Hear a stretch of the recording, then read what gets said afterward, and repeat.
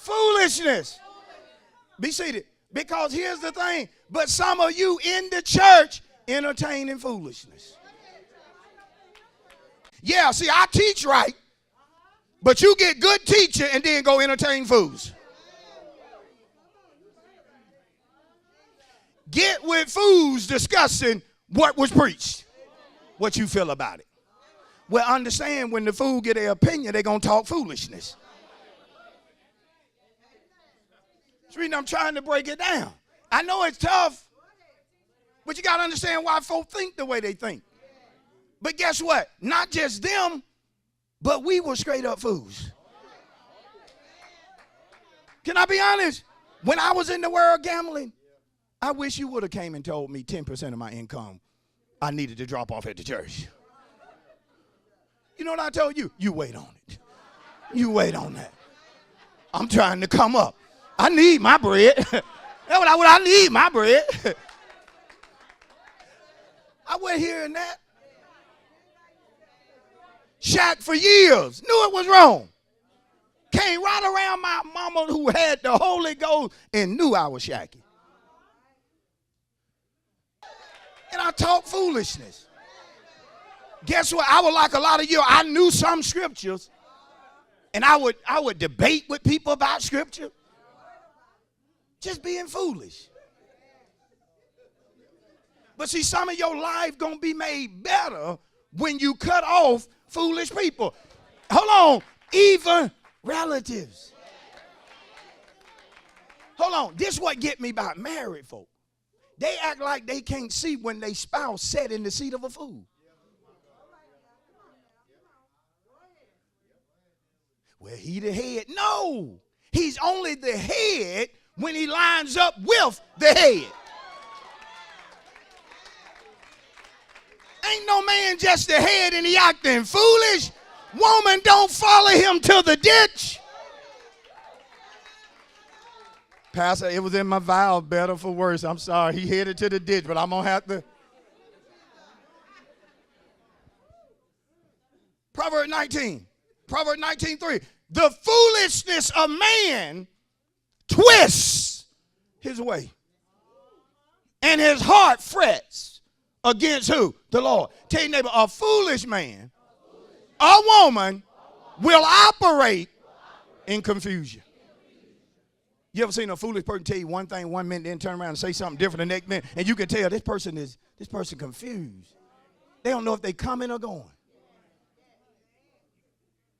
I got confused folks in my family.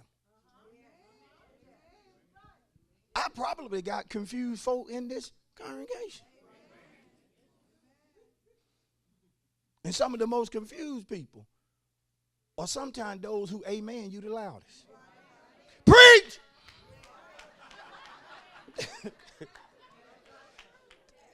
Ain't he living what you preaching? Say it! You just want to tell me, I'm going to say it. Come up here. Come up here. Come up. Some of your loudest people are not even doing what's preached. Just operating in a state of confusion. Every decision they go to make, they make it out of confusion. Set themselves backward another 3 steps, then blame everybody around them. The only way to come out of confusion is with the aid of the power of God. But now he says, those who receive it as foolishness, they perishing. They perishing. See, don't worry about folks speaking against the word, against the Bible, against the gospel, because Paul said they're perishing. They're perishing. And they're going to continue to perish until they receive the gospel. But then Paul said, to us, watch this, to us who are being saved, what is the message of the cross? The power of God. It's the power of God.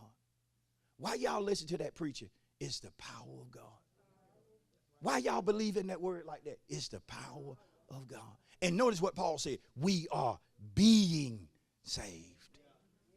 We are being what? Saved. Tell you, that means when you receive the message of the cross, God still has deliverance, protection, and prosperity with your name on it. Because see, that's what saved means.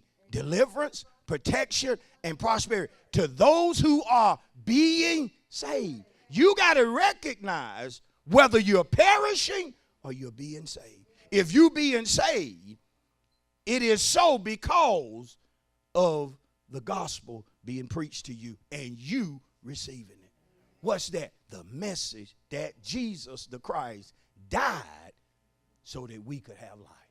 John 10:10, I come that you may have life and have it what? More abundant. So the cross represent abundant life. And all of its shame, its suffering and so forth that the cross represent. Never forget that at the end of the day, the cross symbolizes victory. There is victory in the cross. Tell your neighbor, I don't know what you're going through this morning.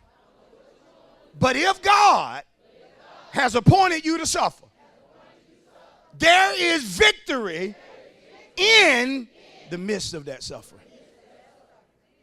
How many going to receive that this morning? That whatever you're going through, that God appointed, is painful, it's uncomfortable. But in the midst of it, you got to see, just like the message of the cross, you have to see there's victory. There's victory.